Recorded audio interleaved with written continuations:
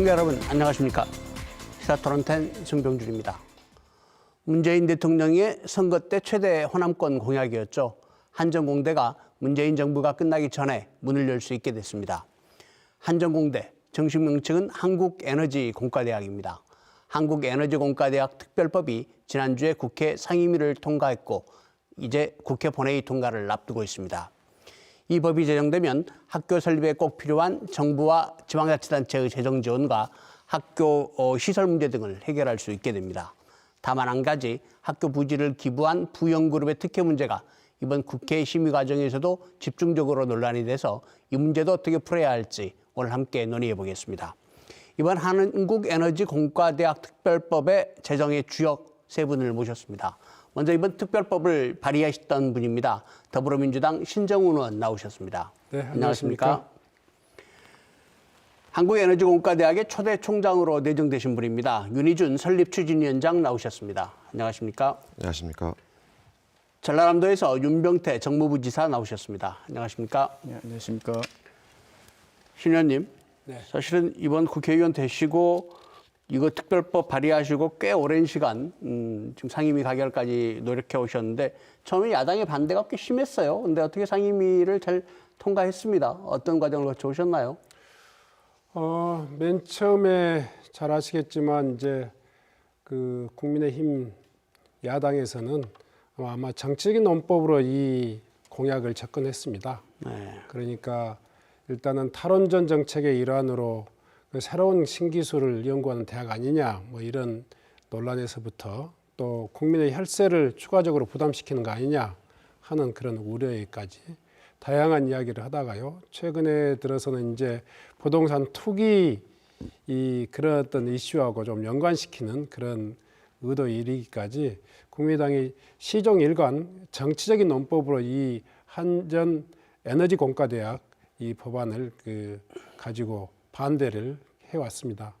아마 그 논의 과정에서 충분히 설명했고 또 그 타당성이 국가적으로 인정되는 일이었기 때문에 야당도 상임위 과정에서 합의하지 않을 수 없는 그런 지경에 이르는데 법사위가 좀 쉽게 통과될 걸로 예상했는데 지금 이 시간까지도 지금 논란을 거듭하고 있어서 약간의 걱정스러움이 예상되고 있습니다. 네.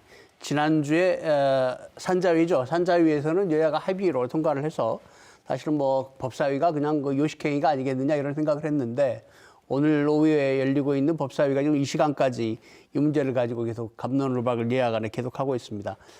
어떻게 기대하십니까? 잘 되겠죠? 일단은 뭐 대통령 공약으로 또 국정과제로 우리 지역민들과 약속한 어떤 국민과의 약속이기 때문에 반드시 통과돼야 된다 이렇게 생각하고 있고요.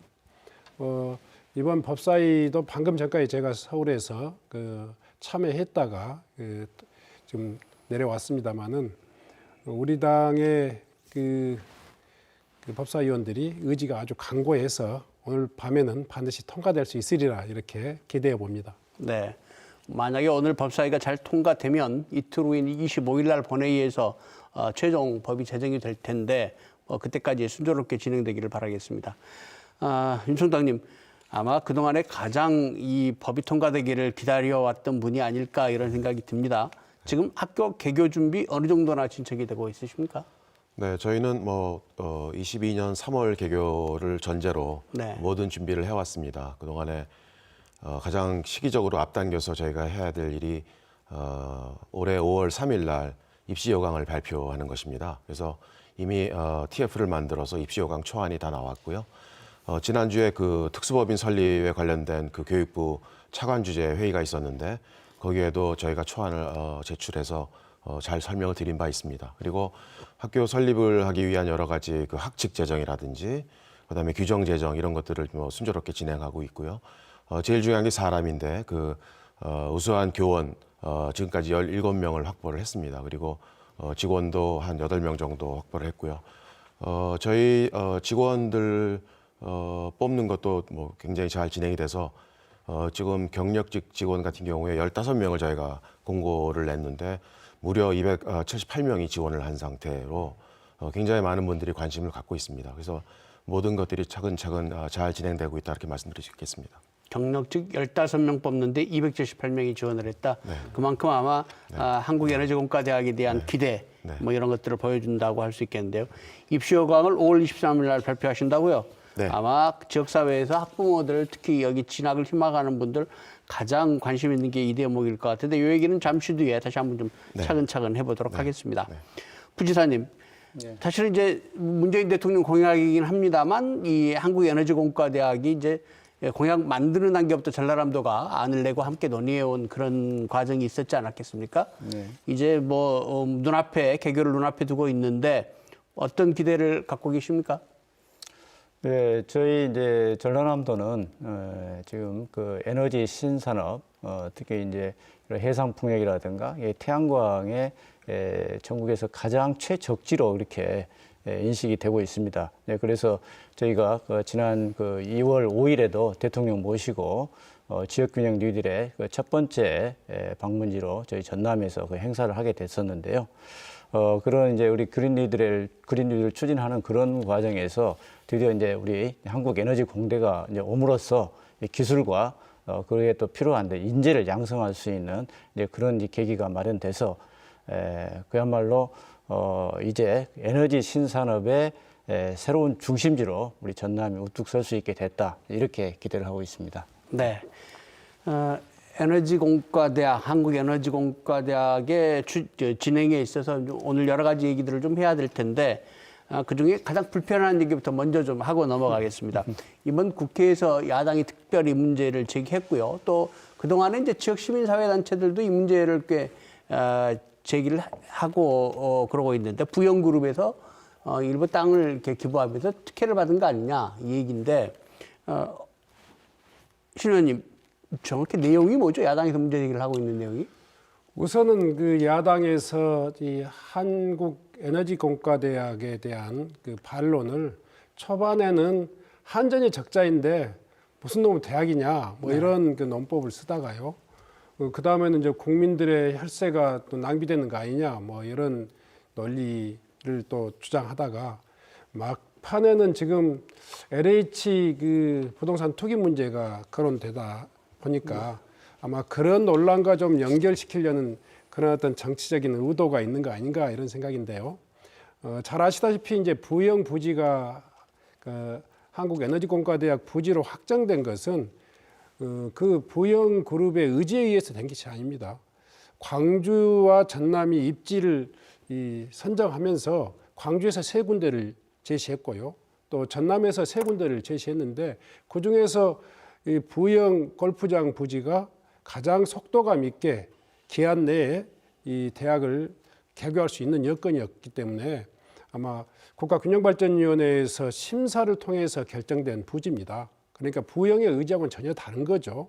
그 이제 남는 문제가 있는데 그 대학 부지로 절반을 기부하고 나서 나머지 절반을 어떻게 활용할 것이냐 하는 것을 가지고 부영이 도시관리계획 변경을 요청해 왔는데 여기에서 이제 부영의 그 과다한 이익이 있는 거 아니냐 이런 시민사회 일각의 주장이 있었고요. 그건 이제 부영이 이 심의 요청한 안일 뿐이고 이것은 이제 지자체 특히 나주시나 전라남도의 그 도시관리계획 심의 과정에서 그 특혜 여부를 최소화할 수 있는 그리고 합리적인 어떤 그 도시관리계획이 변경될 수 있도록 심의해 나갈 예정입니다. 결국은 이 과정에서 부영이 그 지역에 기여할 수 있는 공공기여율을 또 높이는 노력을 하겠다고 전라남도 그리고 나주시가 국회에 답변을 했었고요.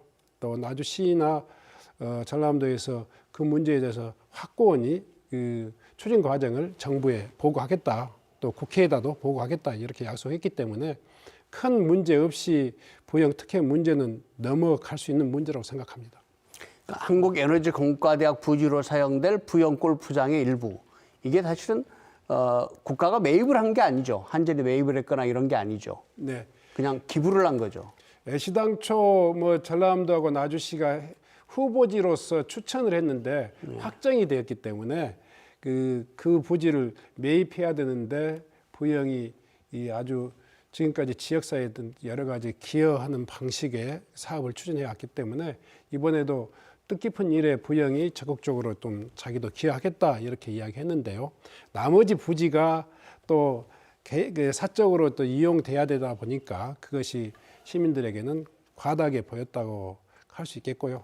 우리는 그 문제를 지역민들의 눈높이에서 또 보편적인 상식과 어떤 그 일반적인 원칙에 근거해서 관리해야 된다고 생각합니다. 이 지역 출신이고 이 지역을 토대로 성장한 기업이 한국에너지공과대학 같은 의미 있는 학교에 부지를 기부하겠다 했으면 그 기부 정신을 끝까지 좀 잘 가져가 줬으면 좋을 텐데. 어쨌든 이번 상임위 논의 과정에서 나주시 도시계획위원회의 심의 과정을 산자부를 통해서 국회에 보고하겠다. 지금 이렇게 아마 답을 해놓으신 것 같습니다. 전라남도가 그렇게 하셨죠? 네, 지금 저도 직접 그 법안 소위에 네. 참석을 해서 이 관련해서 답변을 드렸었고요. 지금 그 산업부 장관이 지금 그 도시계획 변경 절차나 이런 부분들을 점검하고 국회에 보고하도록 그렇게 지금 돼 있습니다. 그러면 부영하고 이제 구체적으로는 나주시 도시계획위원회가 될 것 같은데 그 배경에는 나주시랑 전라남도가 또 같이 논의를 하실 수 있을 것 같고 어떻게 진행해 나가실 생각이십니까? 예, 그 부분은 이제 바로 이제 신 의원님께서도 이제 말씀하신 대로 기본적으로는 이 법에 이제 그런 부분에 대해서 그 충분히 그 논의할 수 있는 구조가 돼 있습니다. 그래서 이 국토이용 그 법에 따라서 지금 도시계획을 수립하는 그 과정에서 어느 정도의 좀 공공 기여를 할 것인지 이런 부분들을 이제 협의할 수 있도록 그렇게 돼 있어서 이제 그런 부분들을 최대한 이제 공공 기반 시설이라든가 공공 시설 또 이런 부분들을 이제 반영을 하는 거고요. 두 번째는 이제 그 내용 자체가 결국은 이제 우리 시민들이 이제 이렇게 이해하고 또 지역 발전을 위해서 이제 그게 필요하다 그렇게 인정이 돼야 되거든요. 이제 그래서 그 과정에서 그 시민들과 주민들의 의견을 충분히 반영해서 처리해 나가겠다. 그리고 그럼에도 불구하고 어떤 개발이익이 있다면 그 개발이익은 우리 개발이익 환수에 관한 법률이 있습니다. 그래서 그 법률에 따라서 환수하겠다. 이런 부분으로 우리가 체계적으로 그렇게 보고를 드렸고 그런 부분에 대해서 국회에서도 이해를 해 주셨습니다. 네. 개발이익을 환수하겠다. 추가 이익을 환수해서 그 내용까지 야당 의원들도 있는 이제 상임위에 보고를 해야 된다. 앞으로 남은 절차가 그렇죠. 네, 그렇습니다. 사전 협상 제도를 활용해서 네. 도시계획 심의 과정에서 선제적으로 공공 기여를 최대한 높이도록 하고요. 또 사후적으로는 개발이익 환수 그 법에 근거해서 개발이익의 적정한 어떤 그 환수를 세금으로 또 해 나가는 그런 절차를 받겠다 이렇게 약속했습니다. 네, 이 야당뿐만이 아니라 지역 시민사회단체도 문제를 제기하고 있는 그런 부분이기 때문에 좀 그 무리 없이 잘 진행이 돼서 정말 한국에너지공과대학이 지역사회 전체의 축제처럼 그렇게 해결할 수 있었으면 좋겠습니다. 그 문제는 뭐 이 정도 정리를 좀 하고요. 이번 특별법안이 신 의원님 가장 중요한 골자가 재정 문제 해결하는 거하고 네. 그다음 학교 부지 해결하는 거하고 그렇죠. 학교 교사 문제. 네, 네. 일단 재정 문제부터 한번 좀 짚어보겠습니다. 이제 뭐 이렇게 하면 됐습니까? 이제 한전공대에 대한 재정 문제는 다 해결된 겁니까? 뭐 시당초 이제 범정부위원회에서 지자체 수준의 정부 지원을 약속을 했습니다. 그런데 이 한국에너지공과대학은 사립학교법에 적용을 받는데요. 이제 이번 특별법이 통과되면 가계연법 수준의 어떤 그 지원을 받게 되고 또 정부 지원을 좀 더 특별법에 명문화했기 때문에 그 전에 지자체 수준의 재정 지원 약속보다 플러스 알파 그러니까 정부 지원이 명문화됐다 이렇게 볼 수 있겠고요. 이를테면 전액 국비로 지원되는 그런 과기원에 준하는 그런 어떤 지원을 받을 수 있도록 하는 그런 법적 근거를 마련했다. 앞으로 좀 노력해 나가야 될 바지만 정부 지원을 확정적으로 명문화했다 이렇게 이해해 주시면 좋겠습니다. 그러면 한국에너지공과대학의 그 어떤 필요한 경비를 대는 주체가 이제 세 곳이 되는 거네요. 크게. 네네. 한전하고 네, 국가하고 지자체하고. 네네. 그럼 뭐 비율이랄까 이런 건 어떻게 결정해 나갑니까? 특별법 제정 이전에는 아까 말씀드렸듯이 이 대학 설립과 운영 주체는 한전입니다. 네. 그렇지만 그 특별법 제정 이전에 이제 지자체와 정부가 일정 정도 재정 지원을 약속했잖아요. 거기에다가 이 특별법을 통해서 이제 정부가 지원할 수 있는 근거를 좀 더 명문화했기 때문에 한전의 짐도 훨씬 더 덜어지지 않을까. 그리고 또 좀 더 적극적이고 전향적인 재정 지원을 요청할 수 있지 않을까 이렇게 생각합니다. 아마 우리 윤총장 입장에서는 지원이 많으면 많을수록 좋을 것 같은데 이제 이 정도의 절차를 규정을 만들어놨으면 대학을 운영하시는 데는 별 어려움 없으실 것 같은가요? 어떠십니까? 네, 저희가 국가적으로 중요한 에너지 산업에 대한 어떤 핵심 기술을 개발하려고 하면 좀 긴 호흡의 장기적인 연구 과제들이 수행되는 게 중요한데요. 또 우수 인력도 유치를 해야 되고 그러면 적어도 과기원 정도의 안정적인 재정 지원은 있어야 된다고 생각합니다. 그렇게 되면 저희가 그걸 바탕으로 진짜 국가적으로 중요한 에너지 산업을 혁신적으로 도울 수 있는 그런 일들을 할 수 있지 않을까 생각합니다. 네. 윤 부지사님 입장에서는 이제 정부 지원을 이번 특별법에 명시를 했는데 명시를 하는 동시에 전라남도도 중앙자치단체도 이제 일정 부분 재정 지원을 해야 되는 그런 상황이 되셨습니다. 어느 정도의 재정 지원을 계산하고 계십니까? 예, 저희는 사실 뭐 우리 그 재정 뭐 여건이 그렇게 넉넉한 것은 아니지만 네. 지금 우리 인재 양성 또 지역 발전이라는 그런 차원에서 이제 개교한 이제 내년부터가 되겠죠. 내년부터 10년간 매년 200억씩 전남도와 나주시가 각각 100억씩 부담해서 10년간 지원하도록 총 2천억을 지원하도록 그렇게 돼 있습니다. 네. 두 번째 문제도 마저 얘기를 하고 가겠습니다. 신 의원님, 이번 특별법의 두 번째 골자가 이제 학교 시설에 관련된 문제인데 지금 아까 말씀 나눴다시피 부영그룹에 이렇게 땅도 내놓고 했는데 왜 이런 절차가 필요한 거죠? 학교 시설을 특별법으로 규정을 했어야 될 이유가 어떤 필요가 있었습니까?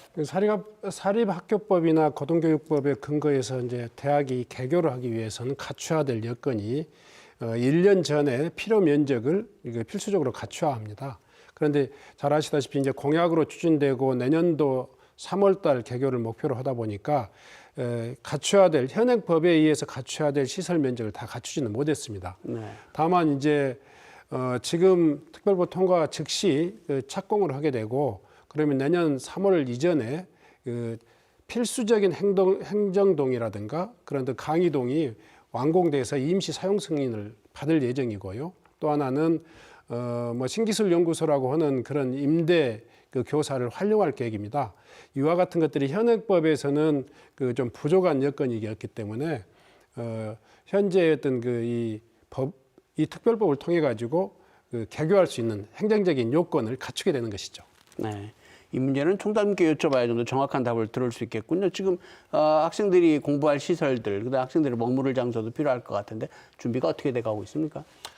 신 의원님 조금 전에 말씀하신 대로 핵심 시설이 한 5,200제곱미터 정도가 저희 교지에 완공이 됩니다. 그래서 강의에 대한 모든 시설은 다 완비가 되고요.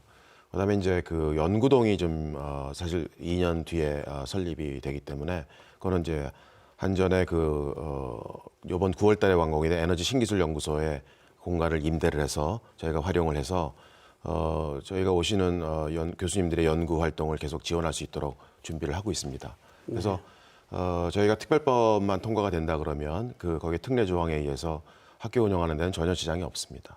예, 그렇군요. 네. 자, 지금 당장 특별법과 관련된 얘기들은 몇 가지 정리를 좀 했던 것 같고요.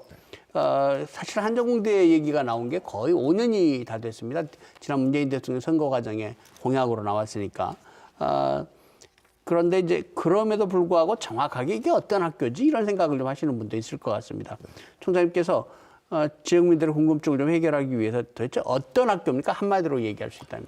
아시다시피 지금 전 세계는 에너지의 대전환기입니다. 2050년에 탄소 배출 제로를 모두 목표로 하고 있고요. 네. 그거를 달성하기 위해서는 새로운 기술들이 개발이 돼야 됩니다. 에너지 기술이 어떻게 보면 국가의 어떤 흥망성쇠에 중요한 이슈가 되고 있는 거죠. 그런데 지금까지의 에너지 개발은 아주 다양한 학문 단위로 쪼개져서 연구가 되어 왔습니다.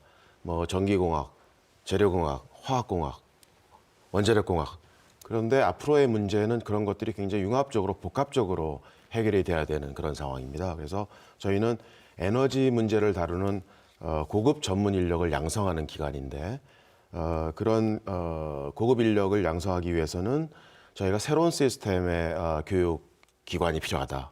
즉 말하면 저희는 그 단일 학부로 에너지 공학부라는 단일 학부 안에 뭐 AI도 좀 알아야 되고 신소재도 알아야 되고 등등 여러 가지를 복합적으로 융복합적으로 하는 그런 인재들을 양성을 하는 거고요. 그리고 이제 꼭 연구만 하는 대학이 아니고 저희는 에너지 특화에 대한 연구를 함과 동시에 그거를 산업화하는 그런 중심 대학이 될 것입니다. 그리고 대학이 이제 연구를 많이 하지만 주위의 산업계와 지역과 연계가 굉장히 약한 면이 많았었는데 저희는 처음부터 지역과 함께 가는 지역 클러스터가 유지가 되고 지역의 산업을 육성하는 그런 것이 아예 처음부터 학교 목표에 들어가 있습니다. 그래서 저희가 이제 그 광주 전남 지역이 에너지밸리가 돼 있고요. 한전이라는 글로벌 에너지 기업도 들어와 있고 거기에 걸맞는 인재 양성 기관, 기술 개발 혁신 기관이 같이 들어옴으로써 지역사회 경제는 물론이고 우리나라 전체 에너지 산업에 큰 기여를 할 거라고 생각을 합니다. 네, 이 새로 만들어지는 대학과 지역사회 그동안의 연구 이런 기관들과 합쳐서 산학연 클러스터를 만들겠다. 굉장히 그 관심이 많이 가는 그런 대목인데 이 얘기도 잠시 후에 다시 한번 좀 정리를 하도록 하고요. 학교 특성에 대해서 공부하신 분들에도 이렇게 질문을 한번 드려보고 싶습니다. 지금 우리나라에 과학기술 전문화된 공과대학 같은 것들이 한 5개쯤 있다고 하거든요. 네. 그런 것들하고 비교해서는 한국에너지공과대학이 어떤 특성을 가지고 있습니까? 과기 특성화 대학이 4군데가 있고요. 네. 그다음에 포스텍이 사립대학으로 하나 있습니다. 네. 과기 특성화 대학들은 조금 전에 제가 말씀드린 바와 같이 기초과학 부분도 있고 응용과학 공학 부분도 다 섞여 있습니다. 그 4가지 그 5개 그 과학이 특성화 관련 대학들이 예. 다 그렇게 돼 있습니다. 근데 저희는 기초과학 쪽에 방점을 둔다보다는 응용과학 쪽, 응용과학 쪽. 네, 예, 방점을 두고 있는 대학이라고 바로 생각합니다. 산업화할 수 있는. 네, 네, 네. 예. 네. 그럼 그 학교의 어떤 산업에 대한 기여 이런 것들도 다른 대학들보다는 좀 더 빠른 시간 안에 결과가 나올 수도 있겠네요. 학교에서 대학에서 하는 연구가 바로 산업화로 연결된다고 보기는 어렵습니다. 네. 그렇지만 저희는 에너지 신기술이라는 어떤 분야에 대해서 중점적으로 연구를 하고 아까도 말씀드린 바와 같이 좀 혁신적인 임팩트를 줄 수 있는 연구를 하기 때문에 그런 것들에 대한 연구 결과를 우리가 다른 데보다 훨씬 더 빠른 시일 내에 얻을 수 있을 거라고 생각을 합니다. 지금 사실 에너지 산업이라고 하면 문재인 정부에서 추진하는 그린 뉴딜의 네. 가장 핵심적인 분야이지 않겠습니까? 네, 맞습니다. 결국은 이게 이 에너지공과대학이 우리나라의 새로운 4차 산업이라든가 그린 뉴딜이라든가 이런 것들을 선도해 나가는 그런 기대도 저희가 좀 해봐도 되겠습니까? 네, 맞습니다. 저희가 그 에너지 분야에 특화된 연구 분야를 5개를 선정을 했는데요. 네. 에너지와 관련된 인공지능 기술, 그다음에 에너지에 관련된 신소재 기술, 그다음에 그 수소 에너지가 이렇게 요새 많이 화두가 되고 있죠. 수소 에너지 기술, 그다음에 기후 변화 환경 관련된 기술, 그다음에 이제 스마트 에너지 그리드에 관련된 기술. 그것이 이제 다 앞으로 그린 뉴딜을 달성하기 위해서 꼭 필요한 핵심 기술들입니다.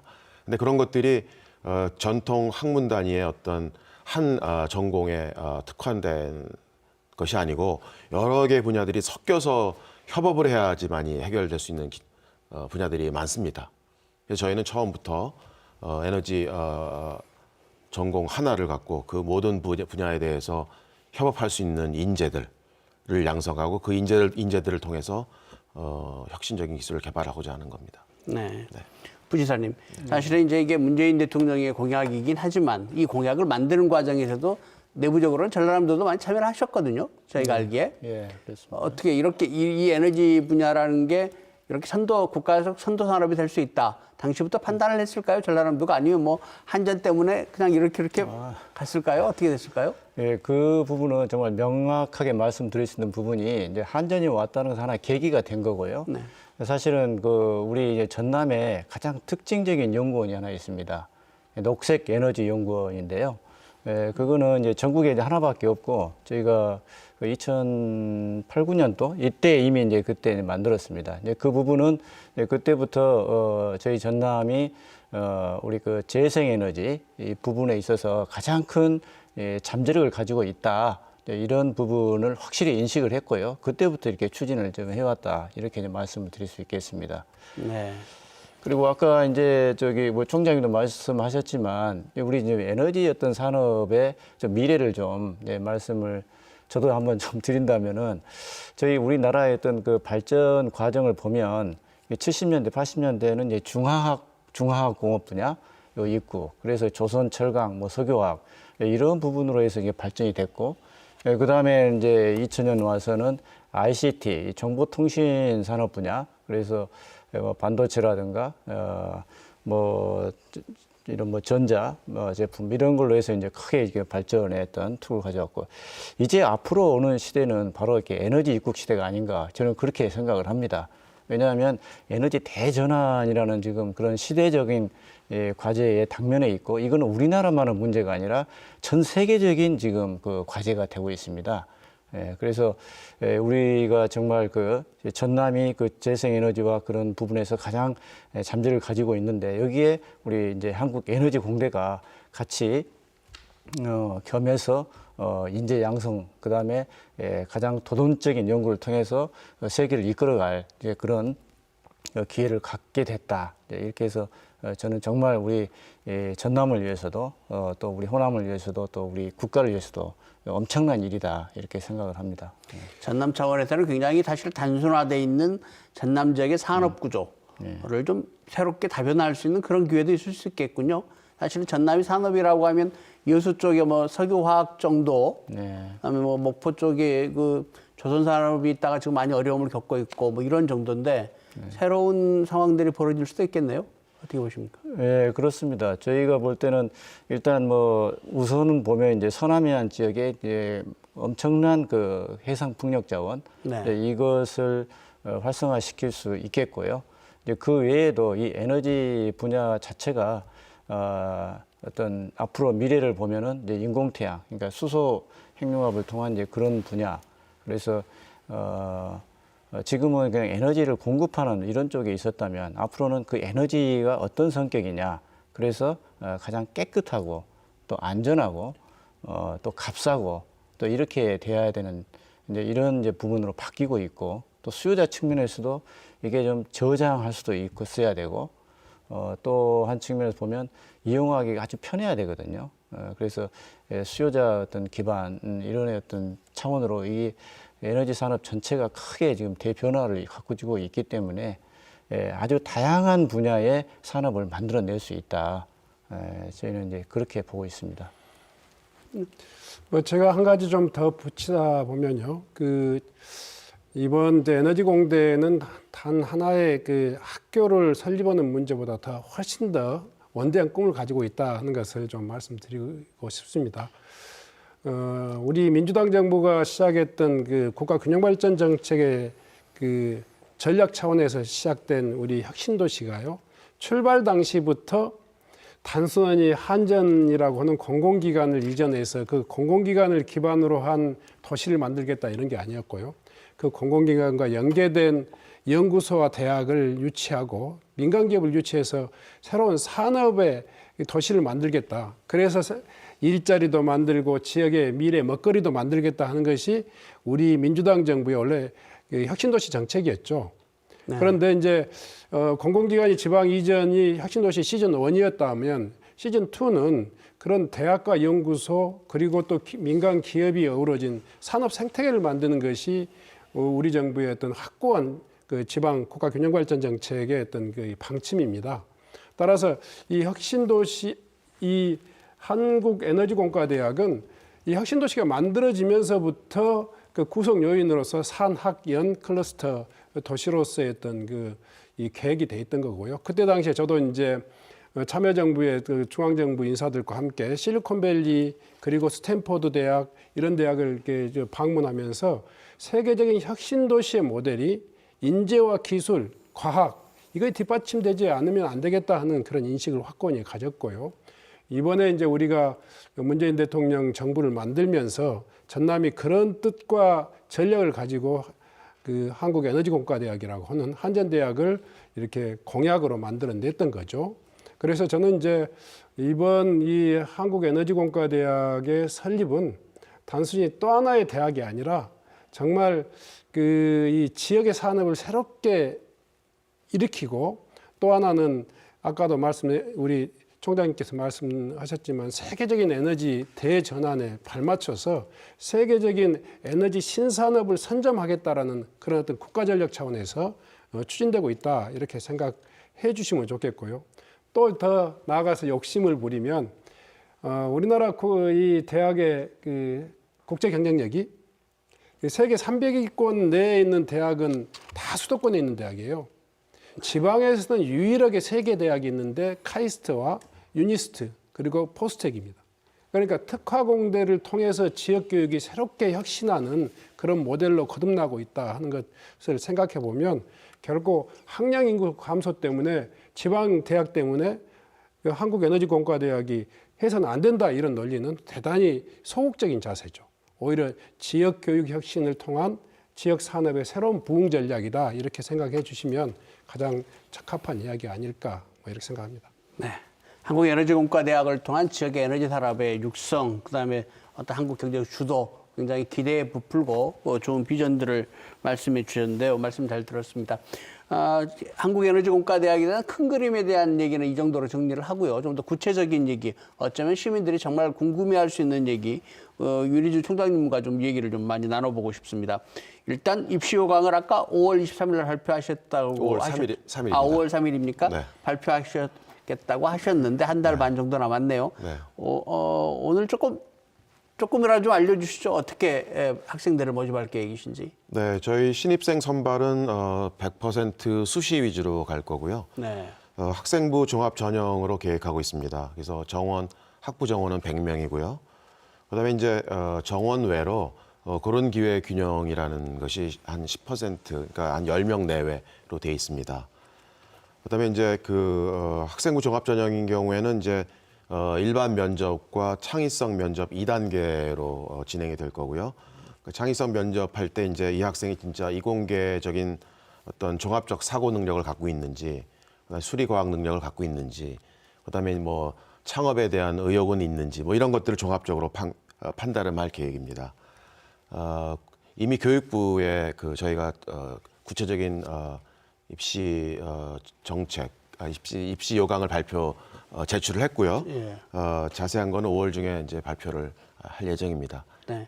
지금 학부생이 400명, 대학원생이 600명입니다. 네. 대학원생은 어떻게 뽑으십니까? 대학원생은 보통 대학들이 이제 면접 위주로 뽑고 있습니다.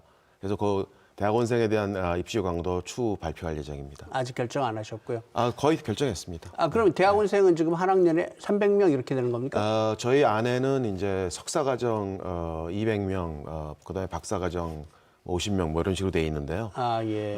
근데 이제 최근에 그 대학원들은 석사과정, 박사과정 이렇게 나눠서 뽑지 않습니다. 석박사 통합과정. 석박 연계로 그냥 예. 통합해서 예. 뽑고 있기 때문에 저희 그 학칙 내에도 통합과정을 둘 수 있도록 돼 있어서 조만간에 그거에 대한 의사결정을 해서 확실한 안내를 해드리도록 하겠습니다. 일단 내년에 학부생은 100명을 뽑으시겠다 이 네. 말씀이신데. 그리고 이제 그 정원 외로 외국인 학생들 뽑는 게 또 있습니다. 네, 그건 정원 내고요. 네네. 여기 들어가려면 어떤 준비를 어떻게 해야 될까요?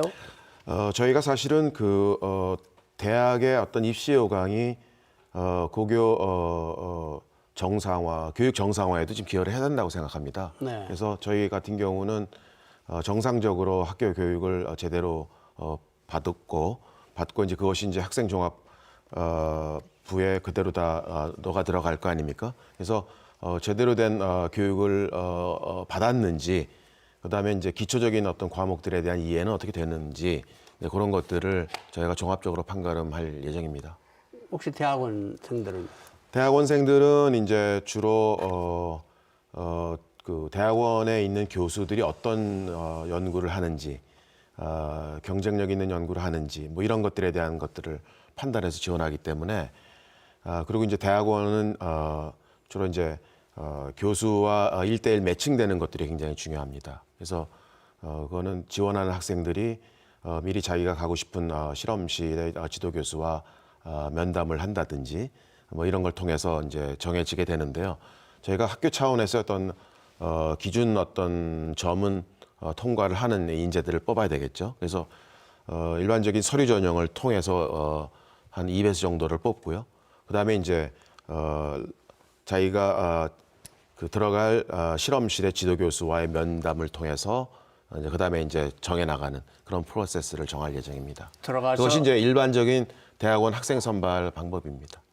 일반적인 대학원 학생 선발 방법이라고요? 네. 한국에너지공과대학의 일반적인 이렇게 네네. 아니요.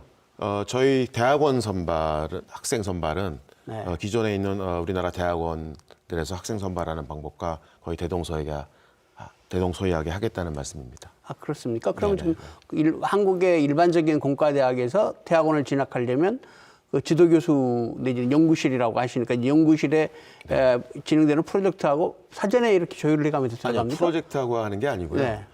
일단 학교의 입시 프로세스를 거치죠, 그죠? 네. 그래서 어느 정도 학교에 맞는 기준에 달하는 학생들을 이제 일단 2배수 정도를 뽑아놓고요. 그다음에 이제 그 교수들이 면접을 통해서 학생을 뽑는다는 말씀입니다. 네, 그렇군요. 또 하나 관심 있는 것이 과연 여기 뽑는 예를 들면 올해 대학생 100명 내년 초에 네.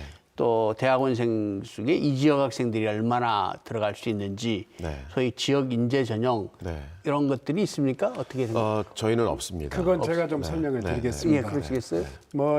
이제 국회 통과가 워낙 빡빡했고 또 지역 특혜 그 인재 그 선발 뭐 이런 과정들이 논란이 됐기 때문에 현재 국회 통과하는 과정에서는 지역 인재 선발을 안 하기로 이렇게 약속을 했습니다. 전국 단위로 뽑기로. 네네. 예. 그런데 이제 지금 유니스트의 사례를 보면요, 또 지역에서 소위 말해 개교 과정에서 했던 지자체가 또 기여한 내용도 있어서 실은 미안합니다. 유니스트라고 하면 울산과기대. 울산과기대. 울산과기대의 경우는 지금 15%까지 울산 지역 학생들을 그 지역 그 인재를 지금 그 모집하고 있습니다. 네. 예. 그런데 현재 이제 우리 국회에서 이렇게 법안이 통과되었기 때문에 장차 국회하고 적극적인 그 이해를 구하면서 지역 인재 선발의 어떤 기회를 좀 확장시켜 나가야 될 것이다. 그리고 저도 그렇게 노력해 나가겠습니다. 현재 법으로는 지역 인재 선발이 규정되어 있지 않는데 네. 앞으로 확대해 나가시겠다. 네네. 총장님께서 이 얘기를 들어주셔야 될 것 같은데 들어주시겠나요? 법에 그게 담겨 있는 건 아니고요. 네. 저희 이제 특수법인 설립 과정에서 그 교과부에다가 저희가 학생을 이렇게 뽑겠다라고 낸 그 초안에 저희가 아까 말씀드린 두 가지 전형만 있고 지역 균형 지역 인재 선발은 저희가 안 넣어놨거든요. 근데 이제 저희가 유니스트 사례를 알고 있기 때문에 거기도 이제 울주군과 울산시에서 학생들을 뽑기 위한 이제 출연을 하기 때문에 그 학생들 뽑기로 되어 있습니다. 근데 다른 과기 특성화 대학들은 없고요. 유니스트만 그게 있습니다. 그래서 저희도 이제 그거를 고려를 하는 적절한 타이밍이 있어야 된다고 생각을 하는데 일단은 그 교과부에 낸 저희 서류 그다음에 이제 이번에 그 법안 소위를 통과하는 과정에서 그거를 하지 않았으면 하는 의사들이 많이 있어서 일단은 약속을 했습니다. 그 부분은 좀 저희 전라남도 입장에서 좀 말씀을 드려야 될 것 같아요. 그 비단 어떤 유니스트 사례, 그러니까 울산 과학이 오는 사례가 있어서 그걸 하자 이렇게 보면 안 될 것 같고요. 지금 지방대학 및 그 지역 균형 인재 육성법이라는 게 법이 있습니다. 그 법에 따르면 이 의과계 같은 경우는 30%를 지역 고교 출신으로 뽑도록 그렇게 되어 있습니다. 그리고 이제 의과계 같은 경우는 그렇게 그 비율까지 그렇게 정해져 있고요.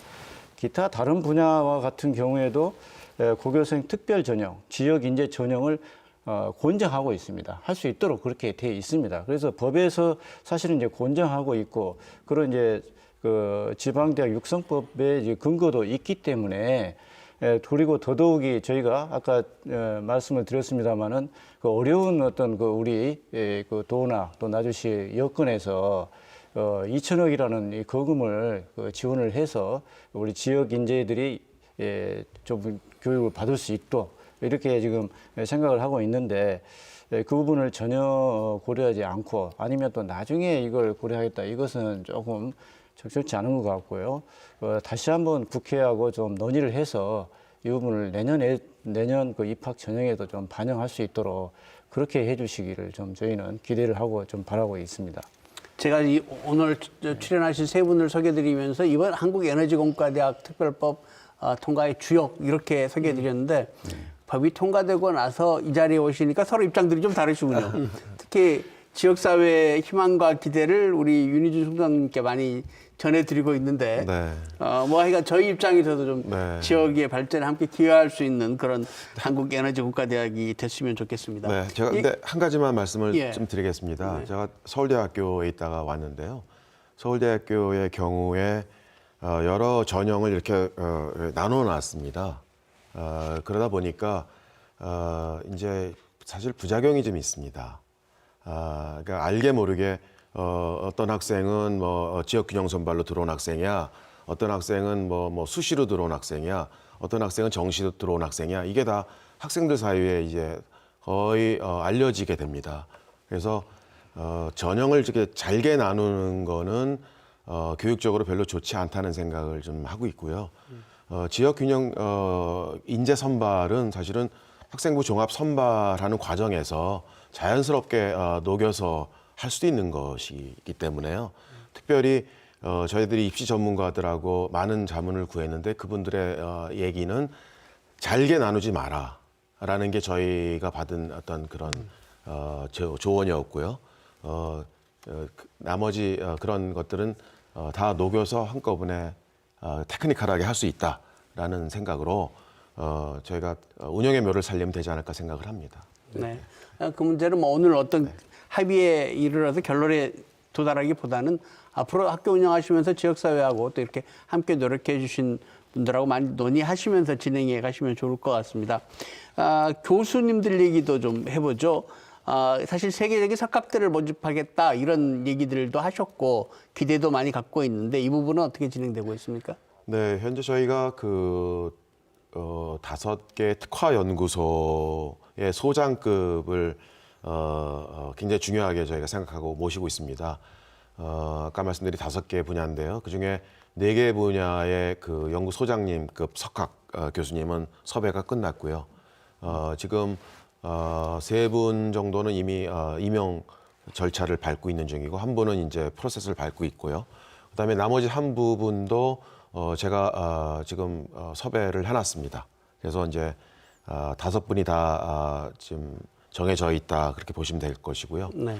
그다음에 이제 저희가 지금까지 아까 말씀드렸듯이 17명의 교수 조빙을 완료를 했는데 그중에 굉장히 좋은 분들이 많이 있습니다. 뭐 어디 내놔도 손색이 안 되는 그런 분들이 많이 오셨고요. 특히 이제 저희 같은 경우에는 글로벌 수준의 대학에서 오신 분도 계시고 외국 연구소에서 오시는 분도 계시고 산업체에서 오시는 분도 계시고 저희 대학 같은 경우는 특히 이제 공과대학을 지향하고 있기 때문에 산업체 경력을 갖고 계신 교수님들을 굉장히 중요하게 생각을 합니다. 그래서 지금 계획대로 진행이 되고 있다고 말씀을 드릴 수 있겠습니다. 네. 한국에너지공과대학이 되면은 우리가 모두부터 이 얘기 최초의 설립 제안 때부터 이 산학연 지역사회하고 협력하는 문제 이런 얘기들에 대한 기대 또 논의를 많이 하고 있는데 여기에 대한 준비는 어떻게 하고 계신가요? 이거 부시장님께서 좀 말씀해 주시겠습니까? 예, 지금 이제 그 대학의 이제 큰 모습은 대학 캠퍼스 40만 제곱미터, 그 다음에 이제 또 그 있는 부분이 산학연 클러스터 40만 제곱미터, 그 다음에 이제 대형 국가 랜드마크 연구소 40만 제곱미터 이렇게 해서 빅픽처는 이제 120만 제곱미터로 이렇게 구성이 돼 있습니다. 네. 그래서 그 중에 이제 말씀하신 대로 이제 산학연 클러스터 구성이 대학의 어떤 그 연구 성과를 지역에 확산하는 아주 중요한 통로가 되는 그런 상황이 되겠습니다. 예, 그래서 그 부분은 아직 조금 대학 설립에 지금 집중하고 있기 때문에 현재까지 조금 그 진척이 좀 많이 안 되고 있는 부분은 사실입니다. 그래서 대학 설립이 이제 확정이 되고 난 다음, 법이 통과되고 난 다음에는 그 부분에 집중을 해서 대학의 어떤 연구 성과가 지역사회에 확산하는 통로로 그래서 대학뿐만 아니라 국내외 에너지 관련된 기업의 연구소 또 공공연구소들이 집적이 되고 또 대학의 연구 그 성과가 거기서 창업으로 바로 이어지는 바로 현장이 될 수 있도록 그렇게 저희가 지원해 나갈 계획입니다. 예. 뭐 얘기 나누다 보니까 거의 토론이 끝나가야 될 시간이 됐습니다. 미래의 비전, 앞으로 어떻게 발전해 나갈지 궁금한 것들이 참 많은데요. 얘기는 마무리해야 될 것 같고 신 의원님께서 한 1분 정도 앞으로 여기에 대한 그 비전이랄까 성공 조건 말씀해 주시고 오늘 토론 마치겠습니다. 한국에너지공과대학이 이제 단지 학생들을 기르는 학생들을 이제 가르치는 학교를 좀 뛰어넘어야 된다고 생각합니다. 아울러서 이제 이 학교는 창업과 또 이제 도전의 인큐베이터가 됐으면 좋겠다. 그러니까 실리콘밸리의 이 대학이나 이 연구소가 했던 기능처럼 그런 그 한전이 가지고 있는 인프라 그리고 또 지역의 어떤 에너지밸리 산업 기반들을 잘 활용해서 정말 창업하고 또 기술 창업 그리고 또 혁신 창업의 메카가 될 수 있도록 해야 되겠다 이런 생각을 갖고 있습니다. 만약에 이제 단지 취업을 지향하는 그런 인재를 키우는 대학이 아니라 그 기술 창업과 혁신 창업의 어떤 메카가 된다면 제2의 그 일론 머스크라든가 또 이렇게 또 스티브 잡스 이런 그 새로운 혁신 창업가들이 이 지역에서 그 나타나는 그런 어떤 그런 메카가 될 수 있을 것이다 이렇게 생각합니다. 네. 오늘 토론 함께 해주셔서 감사합니다. 함께 법을 만드는 데 노력해 주셔서 감사하다는 말씀 드립니다. 수고하셨습니다. 네. 한국에너지공과대학이 들어설 전남 지역은 전국에서 인구 감소가 가장 빠른 지역 중에 하나이기도 합니다. 젊은이들이 이 지역을 떠나는 이유는 뭐니 해도 일자리가 없기 때문이 아닐까라는 생각이 드는데요. 한국에너지공과대학이 방금 신정훈 의원님 말씀하신 대로 에너지 분야에서 많은 창업으로 이어져서 이 지역 젊은이들에게 좋은 일자리를 제공하는 그런 기회가 됐으면 좋겠습니다. 시사토론 10 오늘 순서 여기서 마칩니다. 다음 주 화요일 이 시간에 다시 찾아뵙겠습니다. 안녕히 계십시오.